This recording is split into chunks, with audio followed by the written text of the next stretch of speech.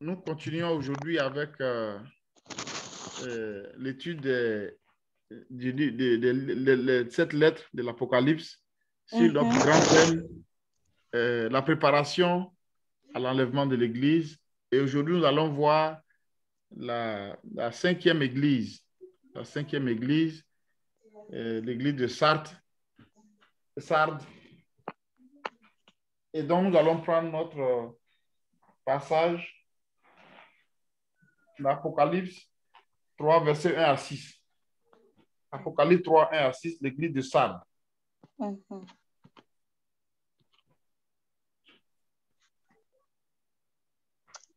Amen.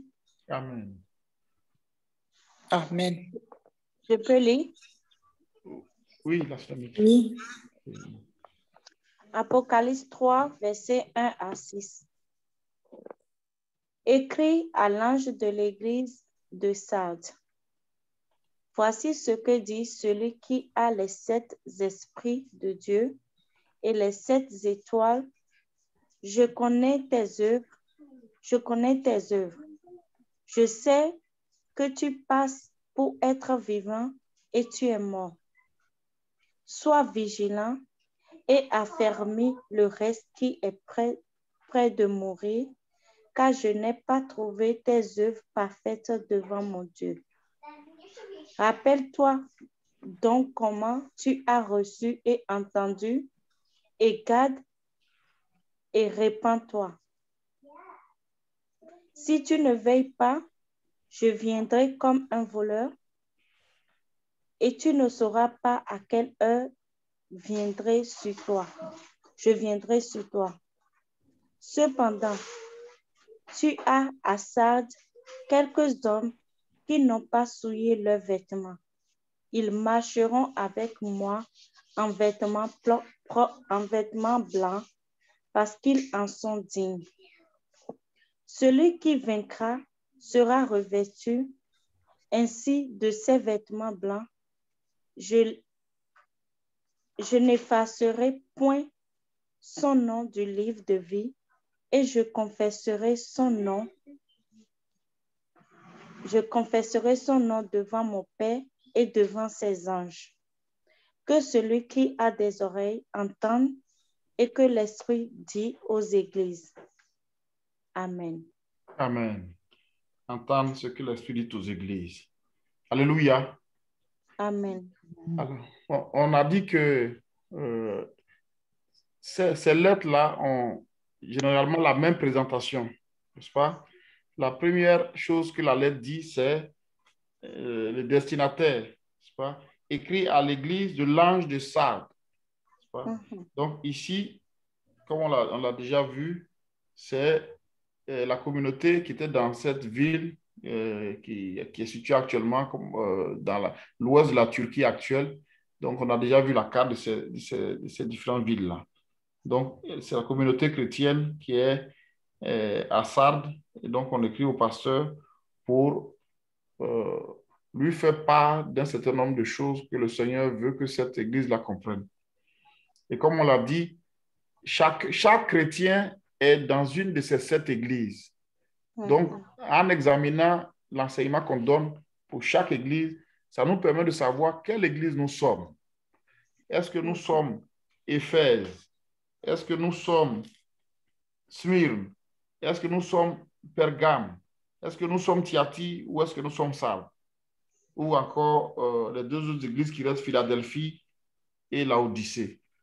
Donc, chacun doit savoir dans quelle église il est et ça lui permet de savoir ce que le Seigneur pense réellement de la vie qu'il mène devant lui. Ça te permet de corriger ta vie, de mettre ta vie en règle avant que la trompette ne sonne. Amen. Amen. Donc ici, c'est l'église de Sardes. Et donc la première chose, donc il écrit à l'église. La deuxième chose, il va se révéler. Le Seigneur se révèle dans chaque lettre. Il dit qui il est. Et c'est toujours grâce à un ou plusieurs de ses titres. N'est-ce pas? Donc ici, comment est-ce qu'il se présente? Quel est le nom qu'il se donne? Profitez des offres incroyables sur nos nouveaux modèles 2021.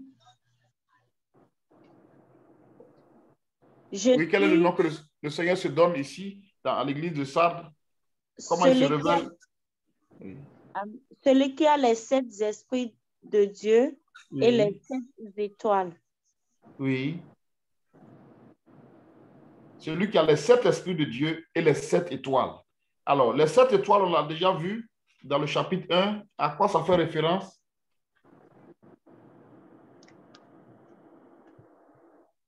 Si vous regardez Apocalypse 1, verset 20,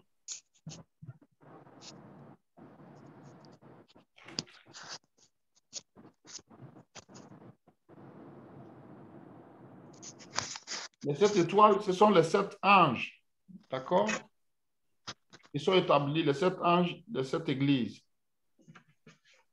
Donc, c'est les pasteurs qui sont établis sur ces églises-là. C'est ce qu'il appelle les 7 étoiles.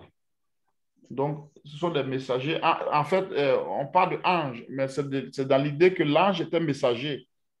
C'est une personne qui est chargée de transmettre un message de la part du Seigneur.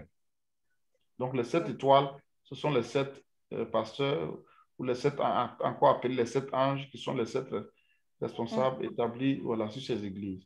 Ensuite, il dit les 7 esprits de Dieu. Est-ce que Dieu a 7 esprits? Non, c'est les esprits de sagesse, je pense. Les esprits de sagesse dont on nous parle dans Ésaïe. C'est ça, c'est le Saint-Esprit, n'est-ce pas? Mais qui se manifeste. Donc, le chiffre 7, c'est le chiffre de la perfection. Donc, on dit les 7 esprits de Dieu, pas parce qu'il y a 7 esprits, ils sont là, non, il y a le Saint-Esprit, mais le chiffre 7 montre qu'il est parfait. D'accord? Parfait dans sa puissance, dans sa force, parfait dans sa sagesse, parfait dans sa connaissance. Comme notre sœur a dit, si vous regardez Ésaïe 11, le verset 1 à 2, vous allez voir qu'on décrit il est le Saint-Esprit, l'Esprit de l'Éternel, l'Esprit de connaissance, de force, de sagesse, de crainte de l'Éternel, etc. Donc, il est l'Esprit parfait. D'accord? Donc, il est parfait dans sa personne et dans son œuvre. Et donc, Jésus-Christ dit que c'est lui qui a les 7 esprits. Donc, ça veut dire que c'est lui qui nous communique le Saint-Esprit. C'est pourquoi on l'appelle loin, Christ, loin. C'est lui qui, sur qui l'Esprit repose, c'est lui. Et c'est lui qui nous donne son esprit. Il dit, quand je serai élevé, voilà, élevé à la droite du Père, il envoie le Saint-Esprit qui vient dans nos cœurs pour faire de nous des fils de Dieu, pour faire de nous des disciples de Dieu, pour nous transformer, pour nous utiliser, pour servir le Seigneur. Donc, pour recevoir le Saint-Esprit, il faut aller à la nouvelle naissance. Il faut accepter Jésus dans son cœur comme Seigneur et Sauveur. Une fois que vous avez accepté Jésus, vous avez confessé Jésus comme votre Seigneur et que vous avez accepté son sacrifice pour vous à la croix comme le moyen d'avoir votre pardon et que vous le reconnaissez comme celui qui est le Seigneur de votre vie et le Sauveur de votre vie, alors le Saint-Esprit, vous le confessez par la foi, le Saint-Esprit vient dans votre cœur, il régénère votre esprit et il vous habite. Vous voyez, si vous n'avez pas le Saint-Esprit, vous n'appartenez pas à Christ. Vous voyez. La Bible dit, celui qui n'a pas l'Esprit de Dieu, il n'appartient pas à Christ.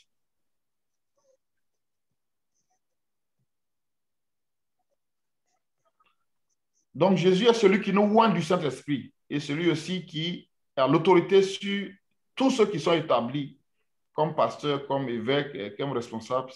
Donc, c'est lui qui a l'autorité sur eux. Donc, il y a lui qui peut oindre du Saint-Esprit. Il peut aussi appeler ses serviteurs et les établir. D'accord? Ensuite, est-ce que c'est bon pour tout le monde? Oui. C'est bon pour tout le monde? Oui. D'accord.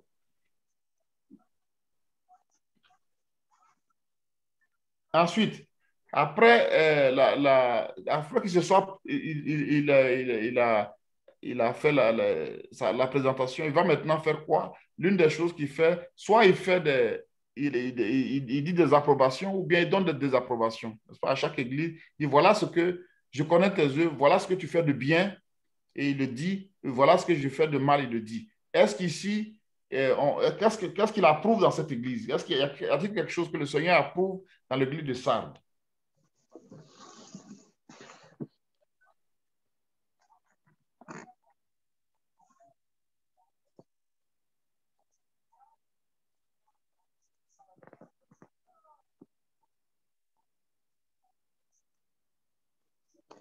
On peut dire que le Seigneur a dit, tes œuvres, je n'ai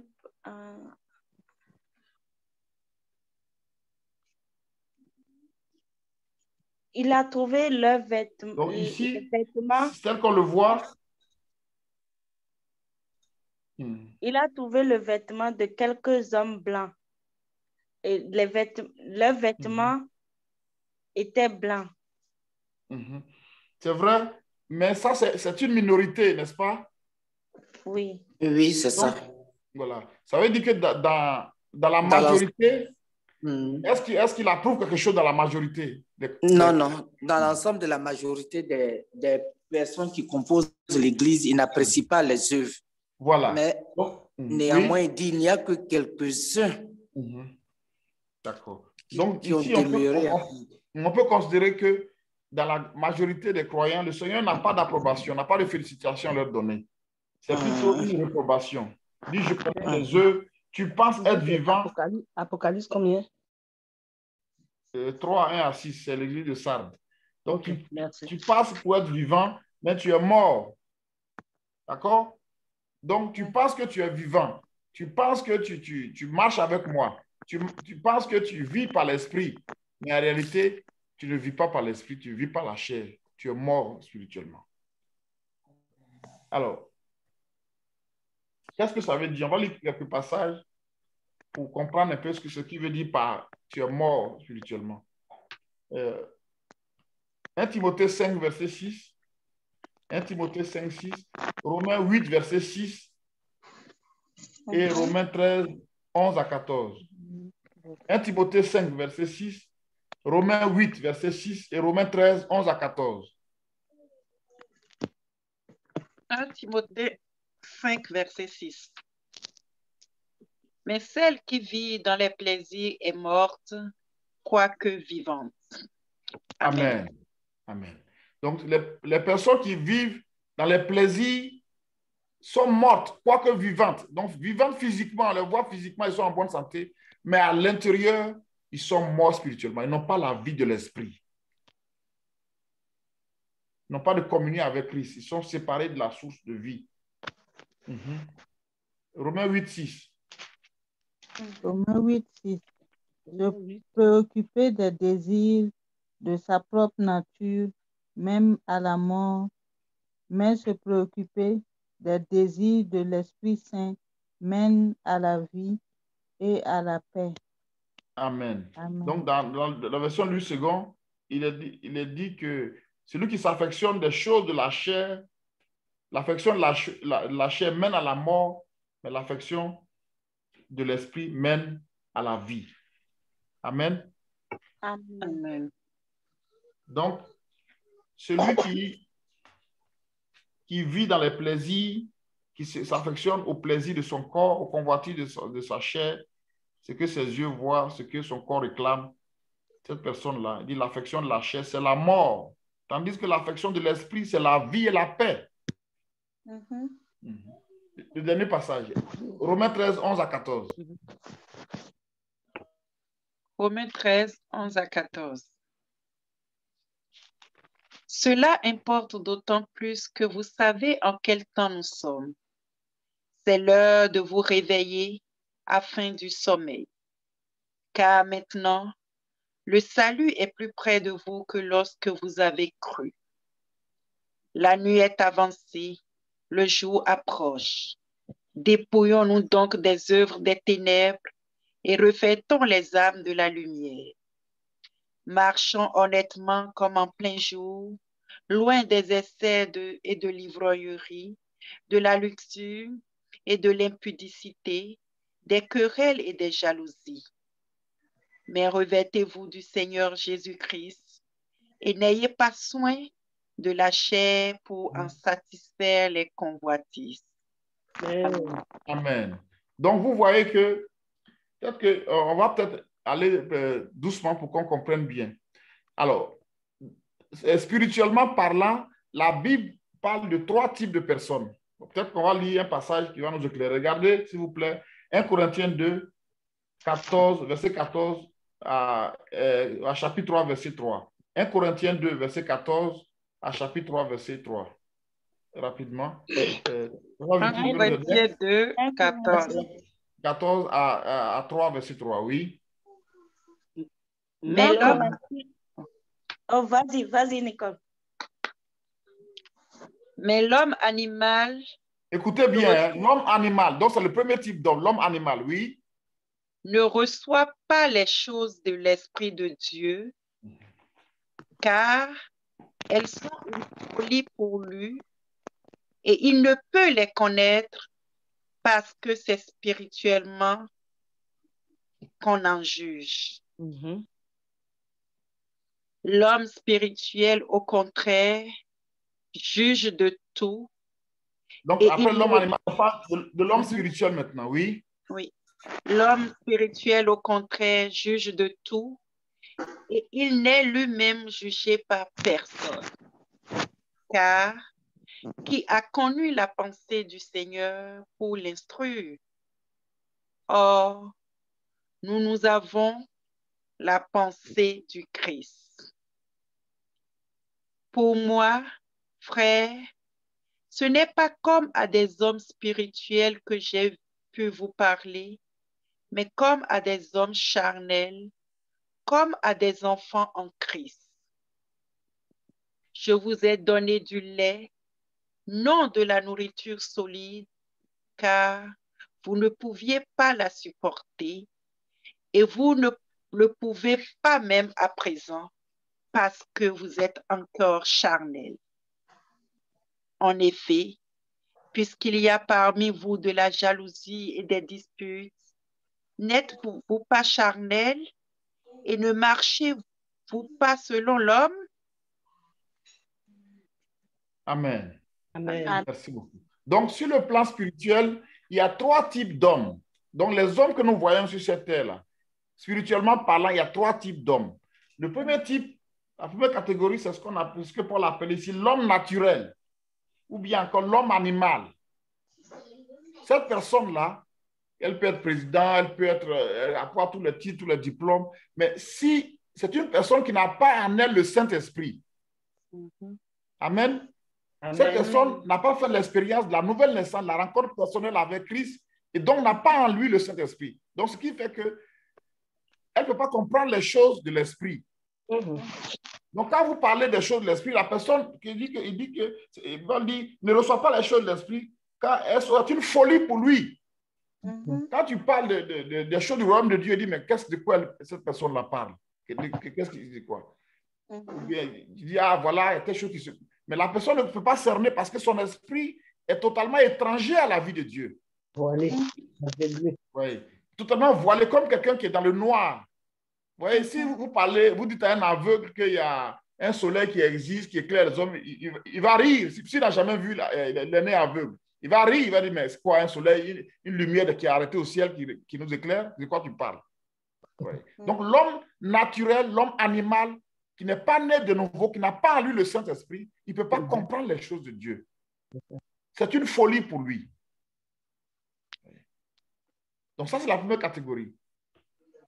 La deuxième catégorie, c'est ce que Paul appelait ici l'homme charnel.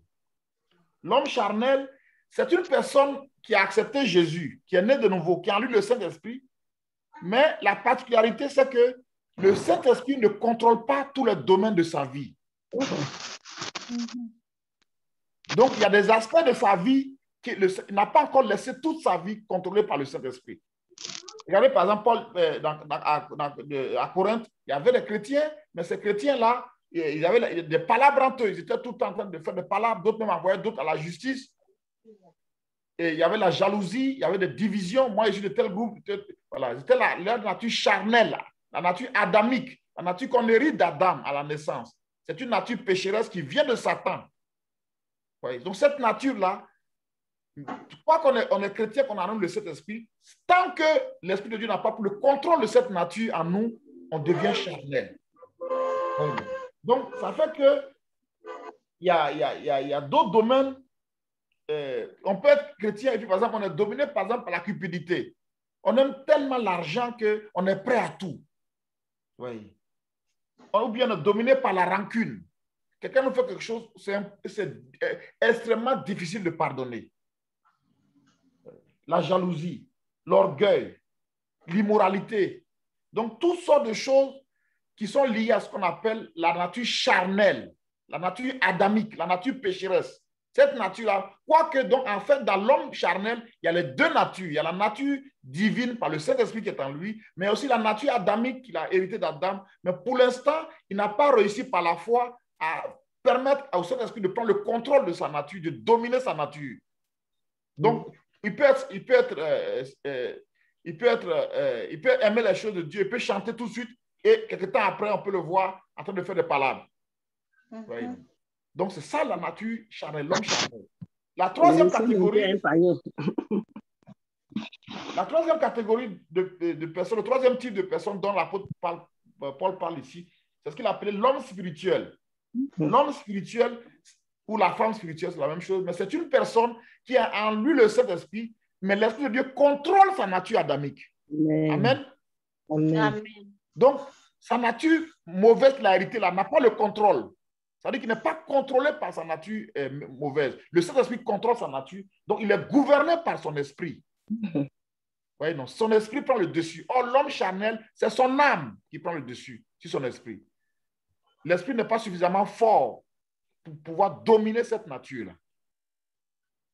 Donc, l'homme spirituel est dominé par son esprit. Et c'est cette personne-là, quand on devient spirituel qu'on commence à vraiment déranger Satan. Amen. Amen. Un homme charnel, il ne peut pas faire de dégâts réellement dans le royaume de Satan. Mais un homme spirituel ou bien une femme spirituelle qui marche par l'esprit, c'est une personne qui est dangereuse pour Satan. Amen. Parce que Satan n'a pas un contrôle, une part. Vous voyez, Jésus a dit dans Jean que le prince de ce monde vient, mais n'a rien à moi. Satan ne peut pas contrôler son caractère. Son caractère est contrôlé par le Saint-Esprit, sanctifié par le Saint-Esprit. Son âme est soumise à son esprit. Donc, c'est difficile pour Satan. Vous voyez, comment Satan a réussi à avoir l'homme? Et dans le jardin d'Éden, qu'est-ce qu'il a fait? Il a fait appel à l'âme, n'est-ce pas, d'Ève. Vous voyez, qu'est-ce qu'elle a fait? Il y a trois choses.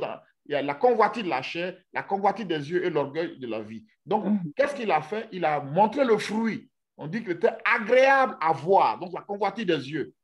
Bon à manger, la convoitise de la chair est précieux pour ouvrir l'intelligence. L'orgueil, le fait de vouloir devenir Dieu, posséder sa propre sagesse. Donc, Satan utilise ça. C'est trois éléments qu'il utilise, qu'on appelle la convoitise des yeux, ce que nos yeux voient, qu'on veut avoir tout de suite. La convoitise de la chair, ce que notre chair, notre nature mauvaise réclame. Et ensuite, ce que nous voulons faire pour notre propre gloire. C'est les trois éléments-là, comme j'ai dit dans 1 Jean 2. Les trois choses sont dans le monde, la convoitise des yeux, la convoitise de la chair, l'orgueil de la vie. Donc, Satan utilise ces éléments, ces trois éléments, toujours. Mais si par le Saint-Esprit, nous sommes remplis de l'Esprit, et que nous avons notre esprit qui domine les convoitises, qui contrôle, nos regards sont contrôlés par le Saint-Esprit, nos désirs internes sont contrôlés par le Saint-Esprit, alors, et que nous sommes brisés, soumis à lui, alors nous serons des hommes et des femmes spirituels, et c'est là que nous allons commencer à faire des dégâts dans le royaume de Satan. Amen. Nous allons avoir une communion, on va entendre clairement la voix de Dieu, parce que notre esprit maintenant est soumis, c'est clair, on entend clairement la voix de Dieu à tout moment. Mais quand on est charnel, c'est difficile. C'est une fois en passant, on peut entendre la voix. Mais l'activité de la chair fait que ça crée plus si c'est le péché qui est dominé, donc ça fait une difficulté pour pouvoir entendre clairement la voix de Dieu, c'est brouillé. Donc le Seigneur dit aux chrétiens de Sardes que vous êtes morts spirituellement, vous êtes charnels. Vous m'avez accepté, mais je ne domine pas sur votre vie. Et qu'est-ce qui s'est passé en fait dans cette ville? Il y avait un temple d'un dieu qu'on appelle Cybélé. Et toujours, ce dieu-là a été adoré par ce qu'on appelle l'adoration sexuelle ou l'adoration sacrée par la sexualité. Les gens allaient là-bas, il y avait des prostituées, et ils allaient coucher avec ces prostituées-là. Ils étaient chrétiens, mais regardez comment ils vivaient leur vie. Ils étaient chrétiens, ils allaient à l'église, mais aussi, ils allaient aussi dans ce temple païen-là, de Cybélé-là, pour pouvoir coucher avec des femmes prostituées. Donc le Seigneur leur dit, vous pensez que vous êtes vivants spirituellement, mais vous êtes morts, vous êtes charnels. Vous êtes contrôlés par le péché vous domine.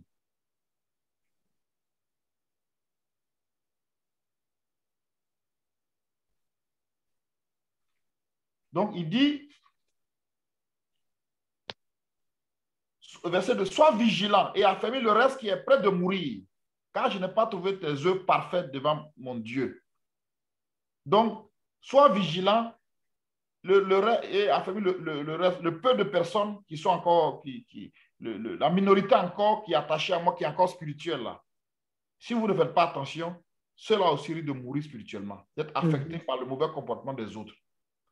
Il dit, affermis le reste qui est près de mourir, car je n'ai pas trouvé tes œuvres parfaites. C'est-à-dire, je n'ai pas trouvé tes œuvres bonnes devant Dieu. Tes œuvres sont des œuvres charnelles, des œuvres immorales, et ça ne glorifie pas Dieu. Ces œuvres-là sont des œuvres d'iniquité. Oui. Donc, rappelle-toi, verset 3, comment tu as reçu et entendu, et garde et répands-toi. Donc ici, il va commencer donc à partir du verset 2 à leur donner, au verset 1, il a fait la désapprobation, ils sont morts spirituellement. Il va leur donner, commencer maintenant à faire l'exhortation à partir du verset 2 jusqu'à 4 et le verset 6 aussi. Donc verset 2 à 4 et le verset 6, c'est une exhortation. Il va leur donner une exhortation. Ce qu'il faut faire pour sortir de la mort spirituelle dans laquelle ils sont. Il dit donc, repens-toi, rappelle-toi comment tu as reçu la parole au commencement, reviens, répands-toi et reprends, abandonne la vie charnelle que tu mènes et reviens à moi, repens-toi. Donc la repentance, vous voyez, la repentance revient dans chacune des lettres.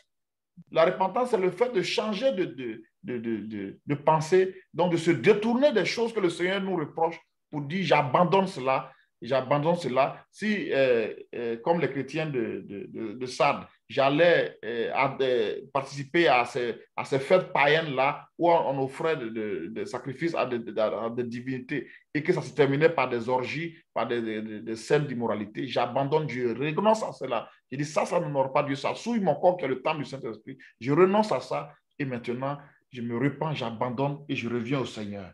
Et comme il est miséricordieux, il va me pardonner, me purifier. Amen. Amen.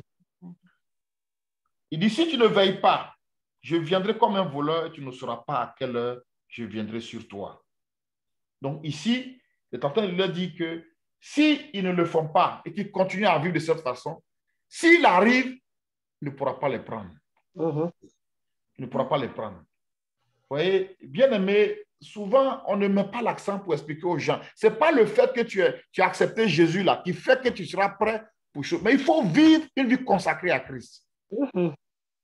Voyez, non? Si je suis chrétien et que je me cache, je vais en cachette faire des choses que je sais que ce n'est pas bon, et le Saint-Esprit me dit, ça que tu fais là, il faut abandonner, mais que je continue dedans. Si je meurs, je vais en enfer. Vous voyez ce que Jésus a dit dans Matthieu 7? Il dit, beaucoup me diront, Seigneur, Seigneur. Ce n'est pas tous ceux qui me diront, Seigneur, Seigneur, qui entreront dans le royaume des cieux. Mais celui-là seul qui fait la volonté de mon Père. Il dit, en ce jour-là, plusieurs me diront, Seigneur, j'ai prophétisé en ton nom, j'ai chassé des démons, j'ai guéri des malades. Il dit, je vous dirai, éloignez-vous de moi, vous qui commettez l'iniquité. Donc, ce sont des gens qui ne se sont pas repentis, qui ont continué dans leur vie. Le Saint-Esprit leur dit, ce que tu fais là, ce n'est pas bon, abandonne. Tu es seul dans ta chambre, ce que tu fais, les images que tu vois, les choses que tu fais, les lieux où tu t'en vas, tout ça, là, abandonne. Mais si la personne continue et se ne repent pas, si elle meurt, elle est condamnée devant Dieu. Ou si la trompette sonne, elle ne sera pas enlevée. Donc le Seigneur veut que c'est vrai, le Seigneur ne nous demande pas la perfection, mais il veut nous voir lutter contre des choses qui ne sont pas bonnes. Et nous repentir, nous combattre par la foi, abandonner, lutter pour ne pas laisser à Satan de nous contrôler, de nous asservir par le mal.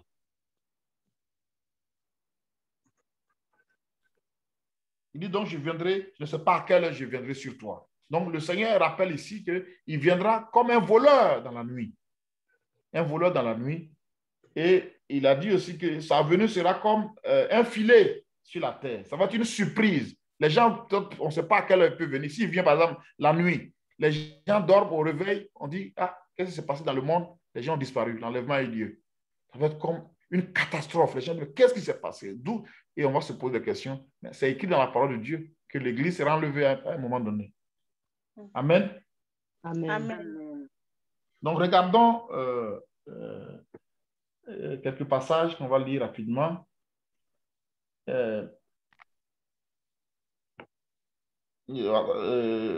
va lire, bon. si ça venait. 1 Thessaloniciens 5, verset 2. 1 Thessaloniciens 5, verset 2.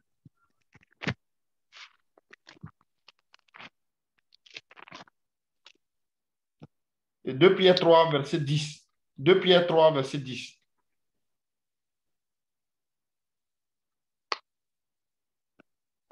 Un Thessaloniciens 5. Verset 2. Vas-y, Tata. 1 Thessaloniciens 5, verset 2. Car vous savez bien vous-même que le jour du Seigneur viendra comme un voleur dans la nuit. Quand Le les Seigneur hommes, viendra. Oui, vas-y. quand les hommes diront paix et sûreté, alors une ruine soudaine les surprendra, comme les douleurs de l'enfantement surprennent la femme enceinte et ils n'y N'échapperont pas. échapperont point. C'est ça. Amen. Le Seigneur viendra, amen. Comme un voleur dans la nuit. 2 Pierre 3, verset 10.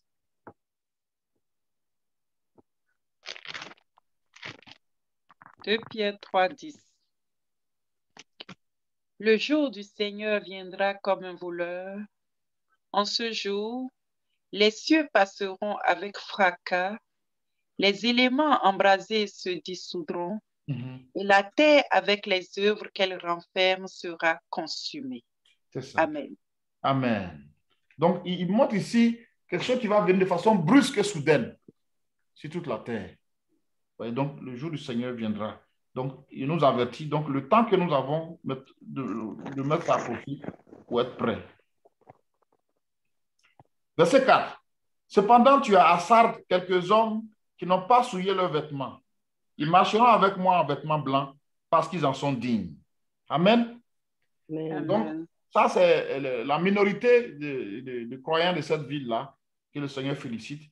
Il dit donc, ils n'ont pas souillé leurs vêtements.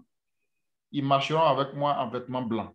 Alors, dans la Bible, en fait, la nudité, être nu, ou bien avoir un vêtement souillé, c'est le symbole de l'immoralité sexuelle.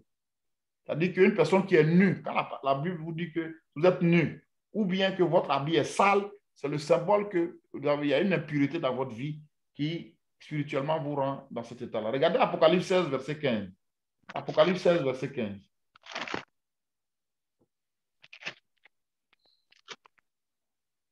Apocalypse 16, verset 15. Voici, je viens comme un voleur. Heureux celui qui veille et qui garde ses vêtements, afin qu'il ne marche pas nu et qu'on ne voit pas sa honte. Amen. Amen. Amen. Je viens comme un voleur. Heureux celui qui veille, qui garde ses vêtements, afin qu'il ne marche pas nu et qu'on ne voit pas sa honte. Donc, la nudité, c'est l'immoralité sexuelle, c'est-à-dire qu'il y a une impureté quelque part dans l'âme de la personne qui n'a pas été délivrée. Donc, ici, ces chrétiens-là, ils allaient dans ces temps païens-là, où on adorait ces idoles-là, mais ça se terminait toujours par des scènes d'orgie et d'immoralité. Donc, c'est ce que le Seigneur leur dit ici. Vous avez des vêtements souillés. Mais si le vêtement blanc, c'est le symbole donc de la pureté du cœur, la pureté qu'on revêt. En réalité, le Seigneur veut qu'on ait toujours une robe propre qui symbolise notre cœur. Voilà, qu'on ne laisse pas la souillure rentrer dans nos cœurs, dans nos pensées, mais qu'on rejette tout ce qui est souillure. Parce que Satan utilise ça pour nous séparer de Dieu.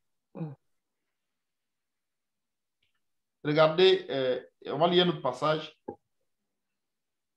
Ésaïe 61, 10 et Matthieu 22, 12. Ésaïe 61, 10, Ésaïe 61, 10 et Matthieu 22, 12.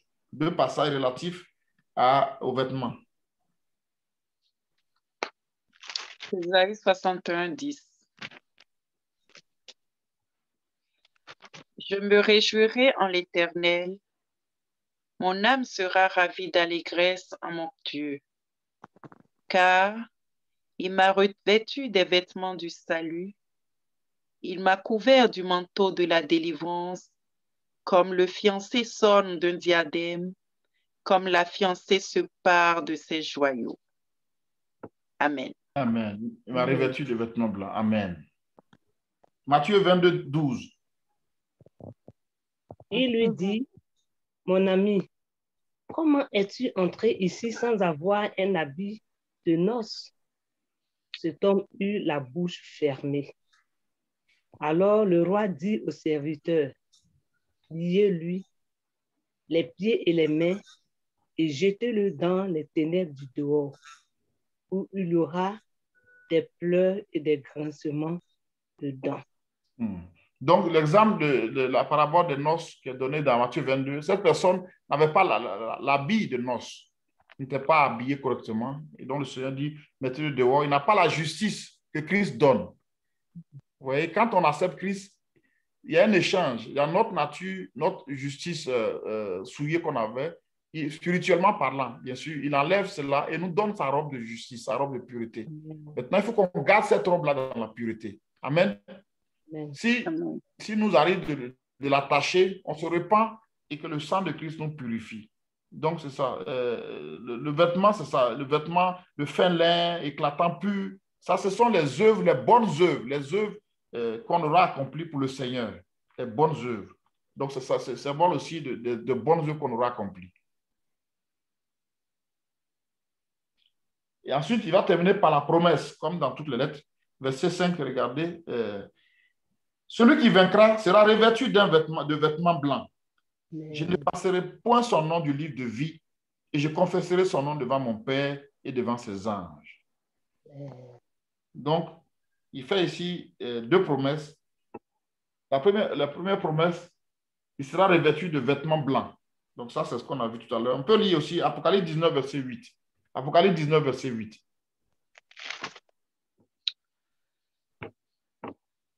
Apocalypse 19, verset 8. Et il lui a été donné de se revêtir d'un fin lin éclatant, pur, car le fin lin, ce sont les œuvres justes des saints. Amen. Amen. Donc les bonnes œuvres qu'ils ont faites, ça va être un revêtement pour eux dans le ciel. Ensuite, on va lire aussi Apocalypse 7, verset 9 et verset 13. Apocalypse 7, verset 9 et verset 13. Apocalypse 7, verset 9. Après cela, je regardai et voici, il y avait une grande foule que personne ne pouvait compter, de toute nation, de toute tribu, de tout peuple et de toute langue. Ils se tenaient devant le trône et devant l'agneau, revêtus de robes blanches et des palmes dans leurs mains. Amen. Ils se tenaient devant l'agneau, revêtus de robes blanches, donc symbole de la pureté. Donc, celui qui vaincra, celui qui rejettera la vie de souillure et qui va accepter, se repentir, dans le ciel, je lui donnerai un vêtement blanc. Amen. Amen. Comme ce qu'on est en train de voir, il sera revêtu d'un vêtement blanc, signe de pureté, signe que sa vie est approuvée et sa vie est agréable à Dieu. C'est la première chose, donc un vêtement blanc. Ensuite, deuxième chose, il dit, je n'effacerai point, deuxième promesse, donc après le vêtement blanc, je n'effacerai point son nom du livre de vie.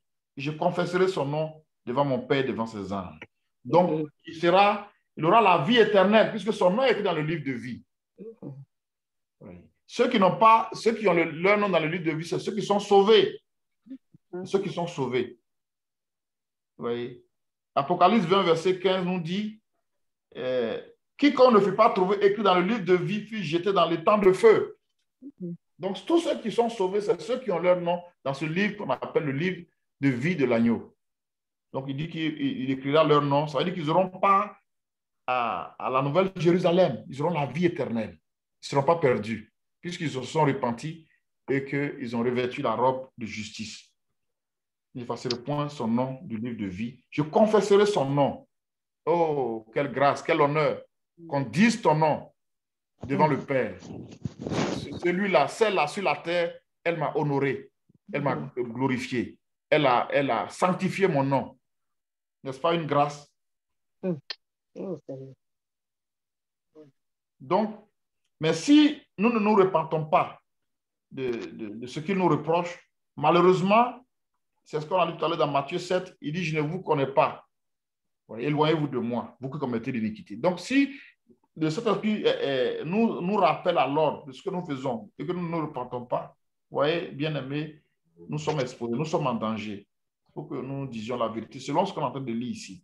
Parce que celui qui ne se repent pas, il dit que dans ce cas-là, son nom ne sera pas écrit dans le livre de vie. Oui. Que le Seigneur nous bénisse et que sa grâce repose sur nous. Amen. Amen. Amen.